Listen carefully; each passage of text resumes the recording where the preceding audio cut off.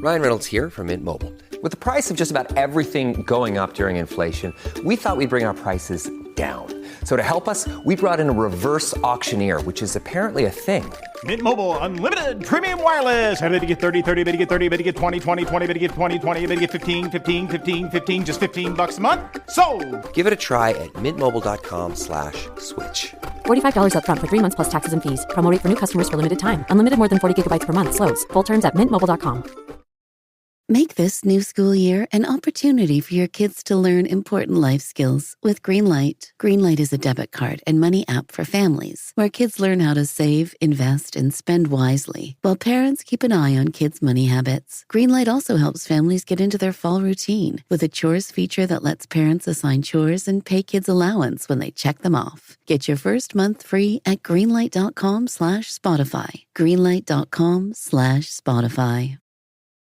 This is Optimal Finance Daily, tossing early retirement and trading money for time by A Purple Life of apurplelife.com. And I'm your host and personal finance enthusiast, Diana Merriam. Let's get right to it and continue optimizing your life. Tossing early retirement and trading money for time by A Purple Life of apurplelife.com. I received a bit of a shock last week. My mom is applying to jobs. She's been retired for 2 years and left corporate America at 55 after working 30 years in jobs she hated. I was more shocked to discover she'd been keeping this from me for a while. That was the saddest part. She thought I would yell at her. I didn't. My mom has always loved lavish vacations. We recently talked about what our ideal day would be.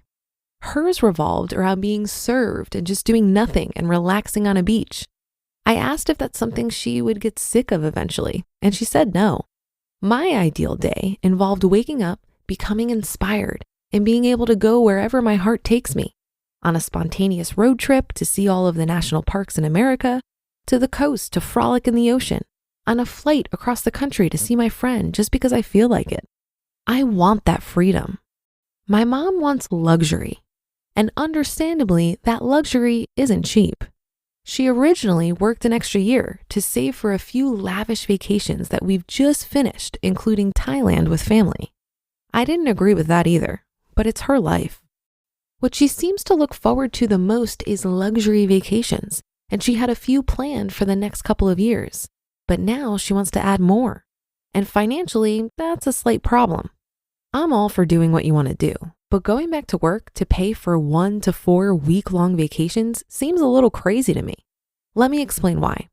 She could completely go on all these vacations and then some if she waits 2 years. That's when they start to receive Social Security. And on top of what they have saved, they'll be good to go. She could also still go to these additional places right now, but cheaper by flying more slowly or staying at less luxury hotels. When I chatted with her, she didn't want to explore those options and gave the reason of time. Since time is not guaranteed in this world, she doesn't want to wait 2 years only to not make it and never have gone and regret it. I had the counterpoint. What if you die while you're working? What if you die at the end of that working year and you've just inadvertently spent the last year of your life working and doing things you hate, like commuting and office politics, etc.? She said she hadn't thought of that. Our most important resource is time. It's finite, unlike money. I think that's why trading your most important resource for more money sounds crazy to me, especially when you can wait a little while, still enjoy your life, and then get to do whatever you want anyway. There's no time limit, and this is a big, beautiful world we live in. There are lots of things to see in the meantime. Another critique I have of this plan is that mom seems to be planning vacations like she's working anyway. Fly from home to a place far away in business class, stay at an expensive resort for a week, and then fly home. That's acting like you have a set amount of time off when you don't. Instead, there are cheaper ways to get to and explore these places.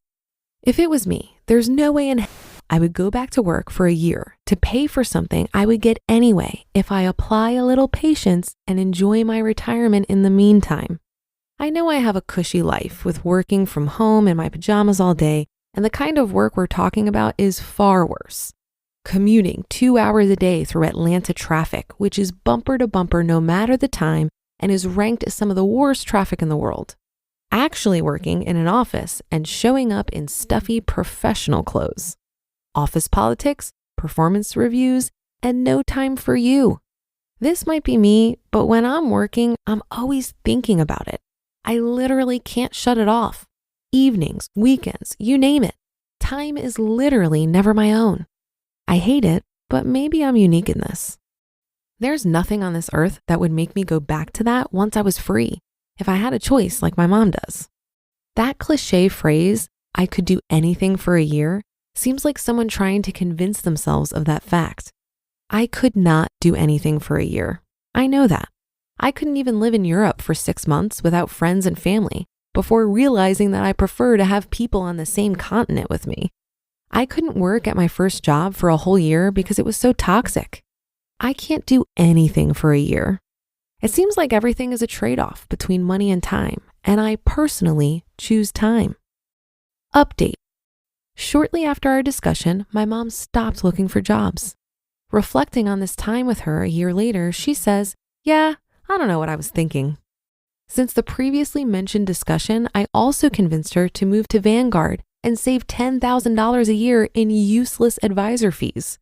Now she has all the money she needs for her fancy vacations, even before Social Security. You just listened to the post titled Tossing Early Retirement and Trading Money for Time by A Purple Life of apurplelife.com. And I'll be right back with my commentary. The land down under has never been easier to reach. United Airlines has more flights between the U.S. and Australia than any other U.S. airline, so you can fly nonstop to destinations like Sydney, Melbourne, and Brisbane. Explore dazzling cities, savor the very best of Aussie cuisine, and get up close and personal with the wildlife. Who doesn't want to hold a koala? Go to united.com/Australia to book your adventure. The IKEA Business Network is now open for small businesses and entrepreneurs. Join for free today to get access to interior design services to help you make the most of your workspace, employee well-being benefits to help you and your people grow, and amazing discounts on travel, insurance, and IKEA purchases, deliveries, and more. Take your small business to the next level when you sign up for the IKEA Business Network for free today by searching IKEA Business Network. This article reminded me of one of my favorite quotes from the Mr. Money Mustache blog. He states that luxury is a weakness. I'd take that one step further and say that it's not enough to not buy all those fancy luxuries. You need to train your brain to not desire those things. And it's a difficult task. We're conditioned from an early age to want fancy things and experiences.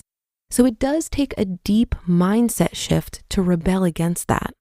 Reading articles like this and reminding myself that the happiness luxury promises is an illusion helps me keep my consumerist brainwashing in check.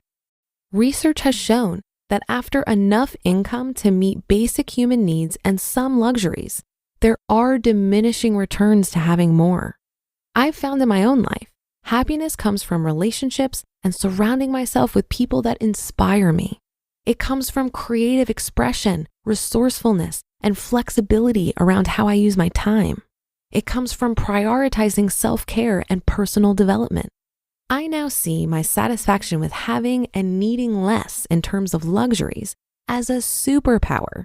And I'll point out that it's so much easier to pare back luxuries when it's a choice versus if you lose your source of income and it becomes a necessity. There's a sense of freedom and confidence that comes from a minimalist lifestyle. I feel ready for whatever life throws at me. That should do it for today. Have a happy rest of your day, and I'll see you on the Friday show where your optimal life awaits.